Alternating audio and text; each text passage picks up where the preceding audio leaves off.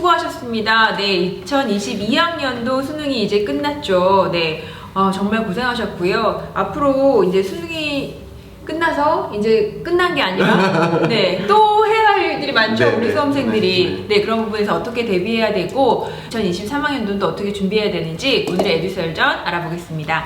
안녕하세요. 안녕하세요. 네, 안녕하세요. 네, 네. 수능이 끝났습니다.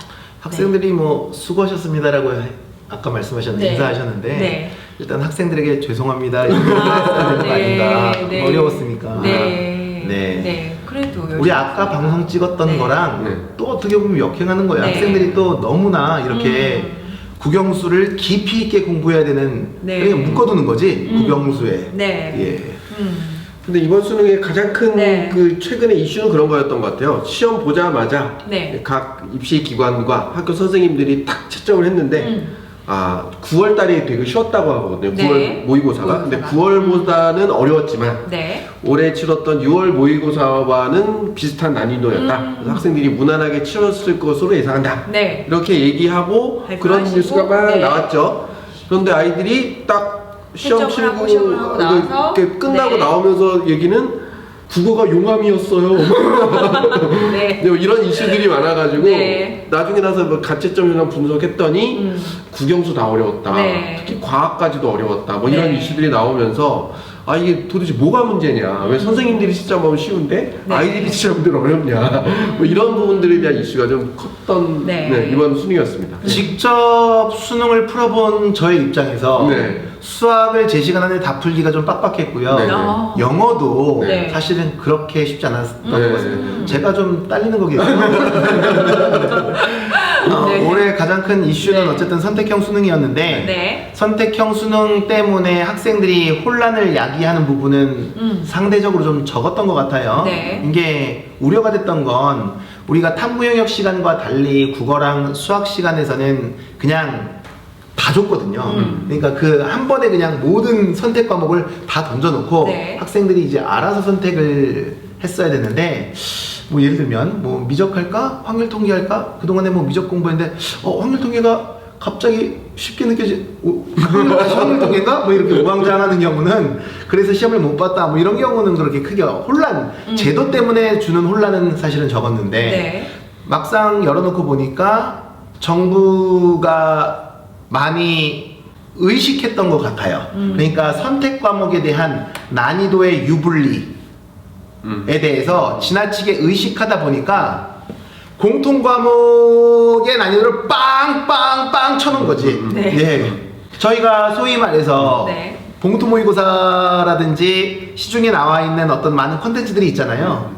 그거에 비해서 예측한 그러니까 그런 컨텐츠들에 비해서 선택 과목들은 비교적 괜찮았다. 그리고 공통 과목은 어려웠다. 그리고 국어도 역시 마찬가지고 수학도 역시 마찬가지였다. 근데 사실 저는 그 개인적인 의견입니다만은 수능 시간 안에 이렇게 많은 글을 다 읽어야 해요? 네. 그것도 이렇게 어려운 네. 글을 정독하는 게 아니라 그냥 대각선 쫙 이렇게 뭐 방법 있잖아. 이렇게 읽고 나서 거기서 한두 문제 또 풀고 하는 이게 정해진 시간 안에 이게 이런 어려운 문제를 어려운 글을 네. 장문으로 네. 소화를 하기를 바라는 건가? 뭐 이제 이런 저는 좀 그런 의문이 듭니다. 네. 바라는 걸까요? 그러네요. 그런 생각 안 해봤네. 네, 맞아요. 근데 이제 기본적으로 그런 거죠. 그러니까 네. 예전에 학력고사와 수능이 많이 달랐던 건 학력고사는 고등학교 때 배웠던 내용을 토대로 네. 그 내용을 얼마 이해하고 있는지 푸는 시험이었다면 수능 자체가 대학에서 공부할 수 있는 역량을 갖고 있느냐, 대학 수학 능력 시험. 네. 그러다 보니까 고등학교 때 배웠던 내용을 바탕으로 응용력 있는 뭐 새로운 유형의 문제를 마주했을 때 이걸 얼마나 적응할 수 있는 능력이 있느냐. 네. 뭐 이런 것들을 평가하는 시험이었는데 이러다 보니까 공교육에서 대응이 좀 안 되고 네. 사교육으로 애들의 쏠림 현상이 있다 보니까 다시 그냥 핵심적으로는 EBS 교재와 연계된 출제. 그쵸. 그 다시 EBS 교재를 암기해서 푸는 뭐 기출 유형을 네. 반복해서 풀면서 익숙해지는. 그러다가 올해 그 EBS 교재 연계율이 떨어지고 네. 직접 연계가 간접 연계로 바뀌고 하다 보니까 아이들이 이거 아닌데? 뭐 이런 문제 때문에 그냥 그런 경험들이 많았던 선생님들이 보시기에는 쉬웠지만 그런 응용, 변형 이런 거에 대해서 경험이 많지 않았던 우리 아이들은 네. 되게 어려워했다. 그래서 여기에 대한 분석 나오는 거 보니까 요새 아이들이 유튜브 세대다 보니까 네. 텍스트를 읽는 능력 연습들이 많이 안 돼서 그렇다 이런 얘기도 있고 코로나 때문에 학력이 좀 떨어졌다 이런 얘기도 있지만 네. 결국 궁극적으로는 수능이 지향하는 바가 뭐냐 하는 부분에 있어서 고차원적 사고력을 물어보는 시험을 다시 학력평가 시험으로 바꿔놓고 네. 요번에 약간 EBS 연기를 떨어지면서 고차원적 사고력을 활용하는 어떤 네. 그런 형태의 문제가 나왔을 때 아이들이 좀 당황한 면이 있지 않았을까 뭐 그런 것도 하나의 예측해 볼 수 있는 내용이 아닌가 싶습니다. 네. 수능의 취지가 많이 변질됐다라고 하는 건 거의 중론 네네네. 중에 하나인 것 같아요. 네네네. 네, 교수님들이 처음에 수능을 시작했을 때 거기에 같이 연구하고 참여했던 교수님들은 다 변질됐다라고 이제 보시는 거죠. 네. 그리고 아까 뭐 유튜브 세대는 뭐 이렇게 영상으로 보는데 텍스트 읽는 게 힘들다. 그럼 거기에 맞춰서 출제를 해야 돼. 유튜브 문제를 출제해야 돼? 그것도 괜찮네요. 네. 네. 영상. 코로나 때문에 사실 학생들은 좋아하는 학생들도 있었어요. 네. 조사 결과를 보게 되면 상위권 학생들은 코로나 때문에 학습량이 더 늘어났고요. 네. 중위권 학생들은 와장창 무너졌고요. 네, 뭐 하위권 학생들도 좀 올라갔다고 그러더라고요. 여기는 이유를 모르겠어요. 하위권 애들이 왜 성취도가 더 올라갔는지. 네. 상위권 학생들은 학교의 의존도가 원래 좀 높지 않았기 때문에 자기 개인적으로 자기 주도하고 학원 다니고 할 수 있는 시간적 여유가 더 많아서 개인적인 커리큘럼을 짤 수 있는 시간이 확대돼서 네. 좋았지 않았나라는 생각도 들긴 하는데요. 어쨌든 지금 다 학교 다니고 있습니다. 그러니까 뭐 말씀하신 것처럼 그러니까 그런 응용력과 활용력이 있는 상위권 아이들은 문제를 약간 꽈도 네. 다 풀어낼 수 있었던 것 같아요. 그래서 보통 그 예측했던 내용도 상위권 아이들은 어렵지 않았겠지만 중위권 아이들이 굉장히 힘들었을 수도 있겠다. 그러면서 출제의 의도도 약간 중간 정도 난이도에서 약간 좀 어려운 난이도를 좀 올렸다. 약간 이런 얘기가 있어서 그러니까 몇몇 시험 친 애들 얘기 들어보니까 상위권 아이들 중에는 기대보다 잘 나왔어요 하는 애도 몇 명 있더라고요. 근데 중위권 있는 아이들은 거의 이번에 전혀 경험하지 못했던 어려운 난이도여서 망친 것 같다고 수능 위주 전형으로 대학 갈 수 있냐고 뭐 네. 이런 어려움까지 얘기하는 아이들도 있더라고요. 그래서 네. 약간 이번에 중위권의 어떤 큰 흔들림이 많지 않았을까 그런 생각이 좀 듭니다. 네. 실제 아까 뭐 사고력을 측정하고 대학에서의 뭐 수학 역량을 측정하고 이게 너무 제한된 시간 안에 기계적으로 아이들이 풀어내야 되는 형태의 시험에서 이게 가능한 건지 잘 모르겠어요. 네. 그리고 또 하나가 우리 애가 보통 출제할 때 익숙한 유형들이 있잖아요. 네. 그 유형대로 원래 기조에 맞추어서 출제를 해야 된다 이런 거는 아니지만 항상 새로운 유형, 변형된 유형들이 계속 쏟아져 나오고 개발되는 건 사실인데 유형들이 어떤 문제가 많냐면 시간 걸리는 문제들이 좀 많이 있었어요. 그러니까 극상위 문제, 이를테면 수학을 하나의 예로 들어보면 과거의 수학은 끝번이 더럽게 어려웠거든요. 그러니까 수학을 풀 때 1번부터 29번까지 50분 동안 풀고요. 수학 30번 하나 가지고서 50분 동안 푸는 거예요. 그만큼 수학 30번이 어려운 거죠. 답지를 보면 그냥 A4지 앞뒤로 한 장 이상 넘어가는 답지들도 너무나 많고요. 네. 설명해도 이해도 안 되고 심지어 뭐 일반 사설 학원들에서는 수능 30번 출제위원이 따로 있을 정도로 그만큼 힘들었던 거였는데 이런 킬러 문제들은 문제가 되니까 없애기는 했었어요. 없애기는 했는데 이제 어려운 문제들의 개수가 많아지기 시작한 거예요. 그러니까 끝판왕은 하나는 네. 없애놓고 그러니까 그 앞에서부터 달리기 시작하는 거죠. 근데 올해 수능은 앞에서부터 달린 게 아니라 중간중간에 하나씩 시간을 좀 먹는 문제들이 조금씩 들어가 있어서 힘들지 않았을까. 이 말씀 많이 하시더라고요. 네. 원래 학생들이 시간 배분 전략이 있는데 이번에 갑자기 앞부분에 이거 뭐지? 그리고 넘어가는데 뒷부분에 이것도 뭐지?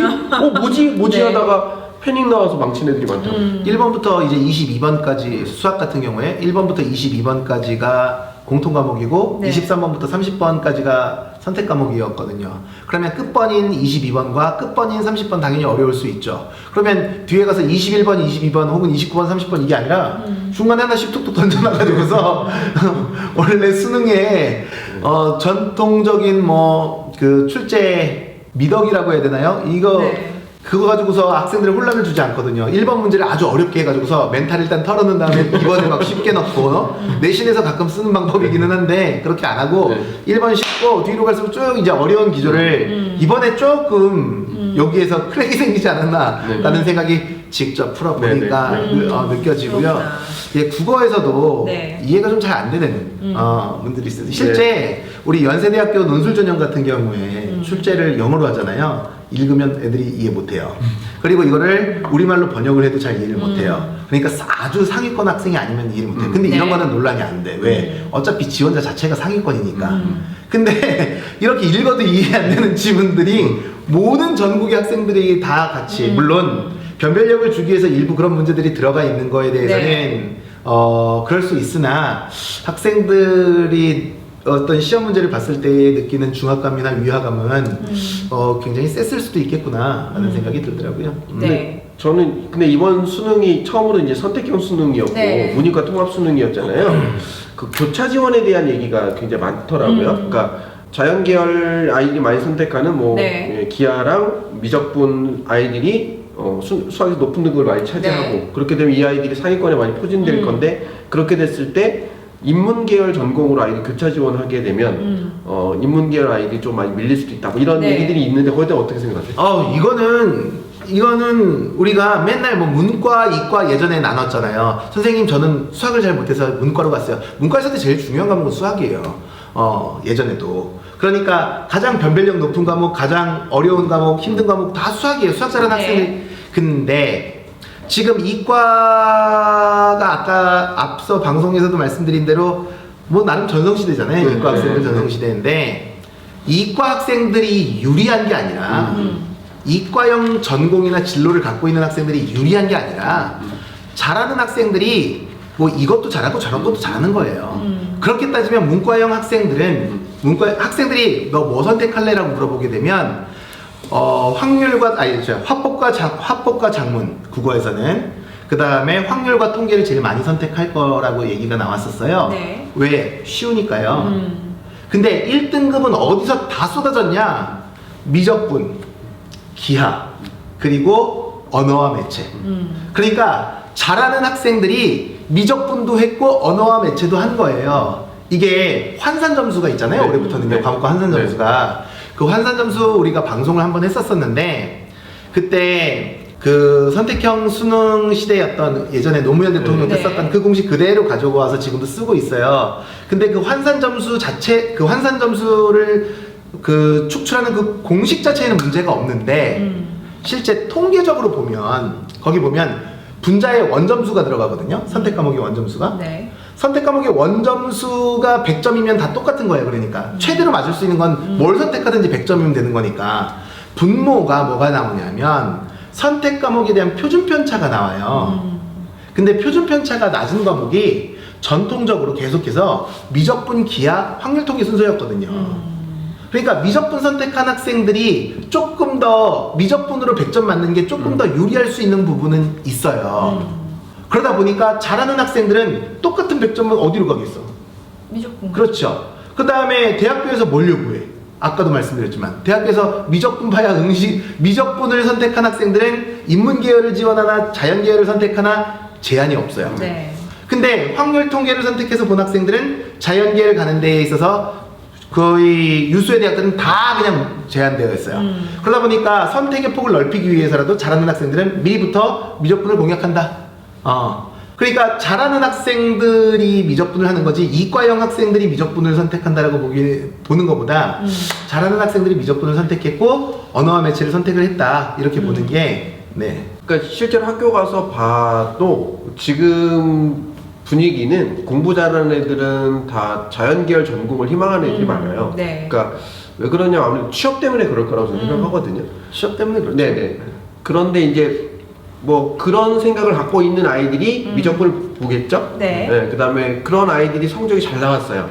근데 내가 딱 봤더니 자연계열로 가면 예를 들면 뭐 중대나 경희대의 공대를 갈 수 있어요. 근데 이 성적을 잘 활용하면 예를 들어 성대의 경영학과를 갈 수 있어요. 그랬을 때 성대 경영학과로 빠지려는 공대 지향적인 학생들이 있을까? 이제 여기에 대한 고민인데 네. 취업률에 대해서 관심이 있고 꼭 어떤 전공이든 상관없는 애들은 저는 갈 수 있다고 생각하거든요. 거기 가서 그러니까 뭐 공대는 좀 그렇지만 IT 계열에 관심이 있던 친구들은 경영학과 가서 MIS 전공, 경영정보 시스템 전공하고 그다음에 복수 전공으로 뭐 소프트웨어 개발이나 이런 쪽에 전공하면 자기가 원하는 루트로도 갈 수 있거든요. 그래서 저는 약간 상위권 쪽에서는 교차 지원이 충분히 가능할 수 있지 않을까? 그리고 중위권 이하 수도권에서도 아이들의 그 전공에 대한 어떤 철학이 있는 애들보다는 학교 레벨을 중요하게 생각하는 애가 의외로 많거든요. 네. 이렇게 되면 뭐 이런 쪽으로 사실 또 중위권 이하에서는 또 상관없는 게 아까 얘기했던 대로 미적을 해야 뭐 네네. 우리 전공을 네네네. 지원할 수 있다. 이게 또 중2 이하로 가면 없어요. 그래서 이게 다 네. 근데 어쨌든 입시 시장은 상위 네. 학교들을 중심으로 해서 끌고 가는 시장이다 보니까 여기에 초점을 여기에 네네. 조금 더 네. 초점을 맞추어서 생각을 해볼 필요도 있겠죠. 네네. 네.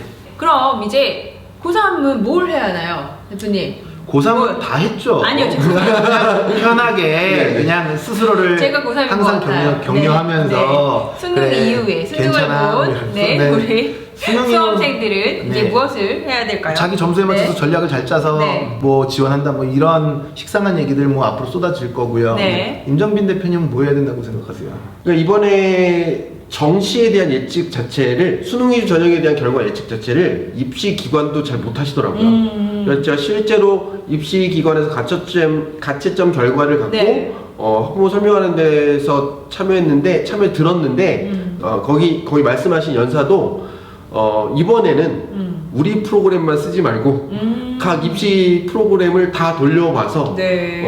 거기에서 스스로 결정하시는 수밖에 없을 것 같다 이렇게까지 얘기하시더라고요. 그래서 그렇구나. 올해는 아마 정시에서 굉장히 많은 변수들이 이게 예측 불가능한 결과들이 나올 거기 때문에 네.